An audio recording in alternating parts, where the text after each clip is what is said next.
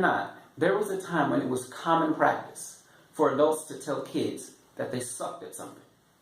And everybody was okay with it.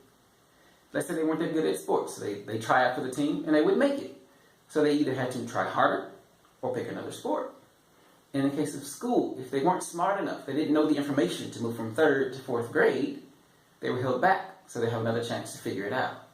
I remember a couple years ago, I had a conversation with an elementary school teacher, and I was wondering how so many just dumbass kids were making it to high school. And she explained to me that there had been several studies done, and many of them showed that about 80% of students who had been held back a grade ended up dropping out before graduating high school. And now what is common practice for many school districts is to promote students along so they can stay with their peers, something called social promotion.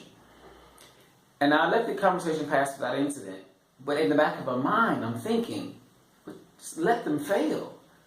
Somewhere along the line, somebody got the idea that failure is a bad thing. Now, I don't know where they got this from, but I really wish they would take it back. Because there are countless examples of people who have been extremely successful in spite of, and maybe because of, major failures in their lives.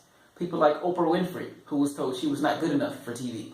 Michael Jordan did not make the team the first time he tried out for basketball.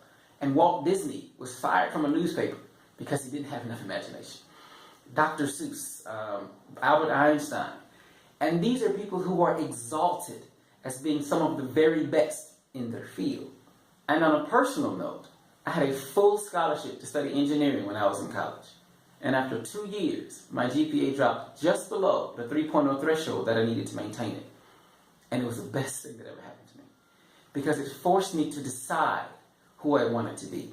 It made me figure out where I wanted to go and what I wanted to do with my life, as opposed to just following the path that had been laid before me. So to every coach, to every teacher, to every parent, to every school board, please allow our youth to fail. Because if they don't, they will never truly succeed.